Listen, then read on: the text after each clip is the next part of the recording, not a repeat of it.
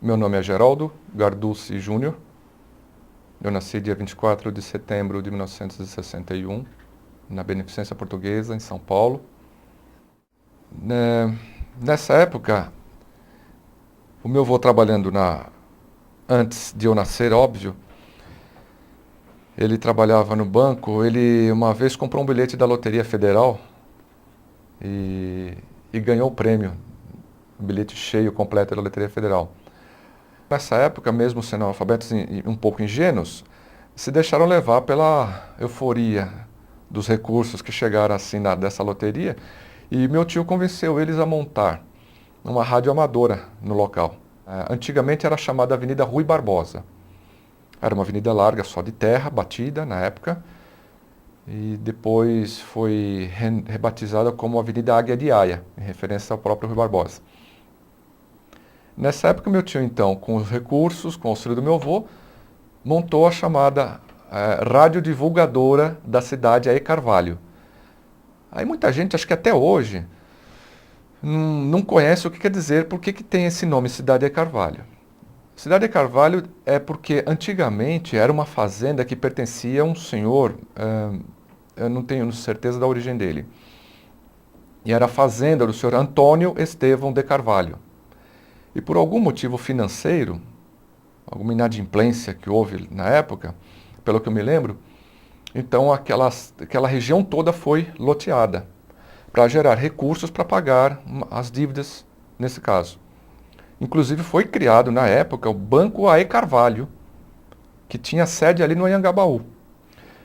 Então foi loteada essa região toda e passou em homenagem à pessoa que era dona a se chamar o bairro A.E. Carvalho, para não ficar muito comprido. E essa radiodivulgadora foi então nomeada assim, Radiodivulgadora de A.E. Carvalho. Havia uma chácara enorme de plantação de verduras, com colonos japoneses que arrendaram o lugar. E nós crescemos tudo por ali. Então ali você poderia brincar de rodar peão. Naquela época que a gente rodava peão, tinha espaço para isso. Você batia figurinha, jogava bolinha de gude de tudo quanto era jeito, palmisteca, box, que era o buraco, né, que você fazia aquela competição com buracos para ver quem fazia a sequência direito. Futebol para todo lado. Quando eu brigava que não dava para jogar ali, juntava meia dúzia, tinha espaço para jogar no campinho do lado. Pipa, então, era uma guerra.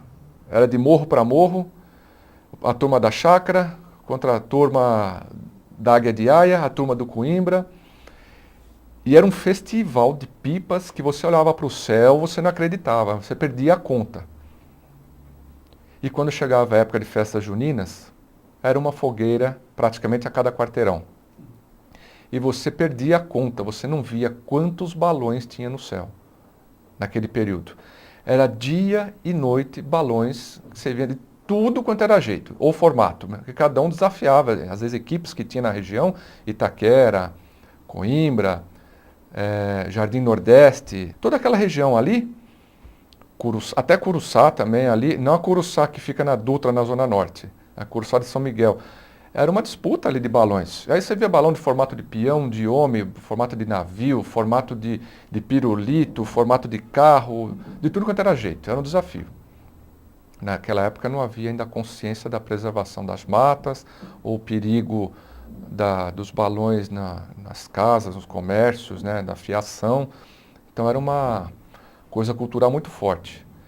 Então pode-se dizer que não havia praticamente espaço para violência ou havia tanto espaço para criminalidade infantil, porque as crianças naquela época, pelo menos, tinham tanta coisa gostosa em grupo para fazer na rua com os amigos e vizinhos, desde pequenininho. Não tinha essa da pessoa ficar desocupada pensando às vezes na criminalidade ou ficar à mercê, né, ou assim, sabe, muito próximos, né, ou dar espaço para aqueles que não tinham a melhor das intenções.